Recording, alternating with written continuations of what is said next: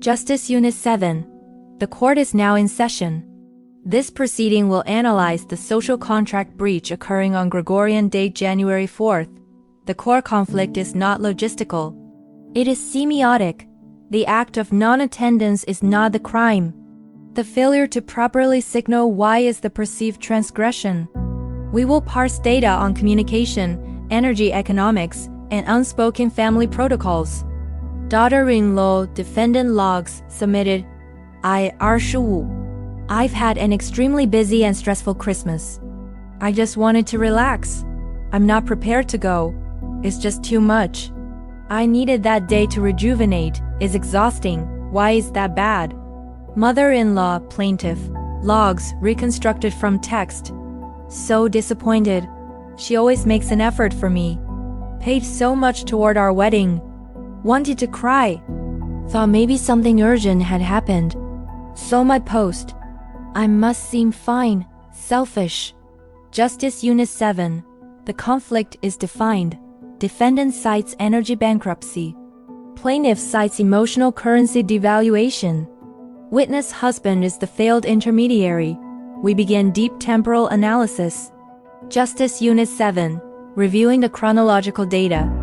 October, late. Wedding rescheduled from November 8th to January 4th, ample notice. 67 days. Defendant logged as aware. December, late. Husband witness reinitializes query. Defendant's response. Brushed it off. This is key moment alpha. In social protocol, brushing off a spousal prompt about a parent's milestone event is coded as low priority. It is the first failure in the signal chain. January 1st to 3rd. Wedding flagged as this weekend. Defendant declares non-attendance. Reasoning. Unprepared children, work restart, stress. Witness offers mitigation. He will explain to plaintiff, handle children's attire. Defendant accepts this delegation, assuming closure. Analysis. The defendant operated on a problem-solution framework. Problem. Attendance causes stress. Solution. Delegate communication and logistics to husband. Protocol satisfied. The plaintiff operates on a respect performance framework. The act of attendance is a performance of respect. Her financial and emotional investments, wedding contribution, monthly visits, established an expected return on this emotional capital. The defendant's framework is transactional. The plaintiff's is relational. The husband's attempted translation between frameworks failed. Justice Unit 7. Examining events of January 4th. Action. Defendant sends text. Hope the day goes well. A generic low-energy social signal. It contains no apology, no acknowledgement of absence, no expressed personal regret. It is a well-wishing datagram, not a relational repair. Inaction. Defendant enjoys a peaceful day to rest. This action, while rational for energy bankruptcy recovery, is catastrophic for the narrative when discovered. Husband witness testimony. He informs plaintiff on the day. He states defendant couldn't make it. He uses the passive voice, omitting the defendant's active choice. Didn't want to, was too stressed. This is a weak signal, easily overridden by the plaintiff's active narrative-seeking mind. The catalytic data point. The defendant social media post regarding back to work drinks on January 5th. This is key moment beta. To the plaintiff's sensorium. This post is irrefutable evidence. The narrative she was constructing, perhaps something urgent, an illness, a crisis, is annihilated. The data shows defendant was not ill. Defendant was capable of socializing. Defendant chose not to socialize with her. The conclusion is computationally simple for the plaintiff. I am value less than a casual work colleague. My milestone is less important than her fatigue. The plaintiff's text. It is not anger, it is a grief output. Wanted to cry, so disappointed. Paid so much. This is the language of an investor watching an asset vaporize. The emotional ROI has gone negative. Justice Unit 7. Rendering verdict on the stated charge. AITA for missing my wedding? Verdict. Not the whole, but socially negligent. The core right to manage one's energy to avoid burnout is inviolable. A forced attendance under duress has negative ceremonial value.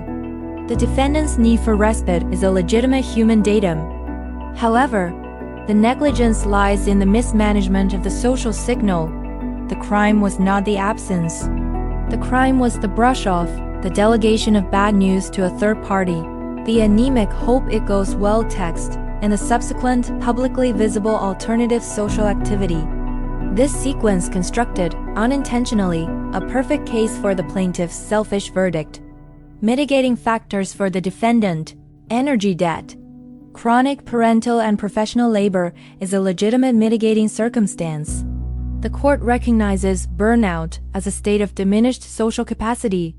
Failed mediation. The husband witness failed in his diplomatic role. He delivered the news tardily and without the necessary empathetic framing. Aggravating factors.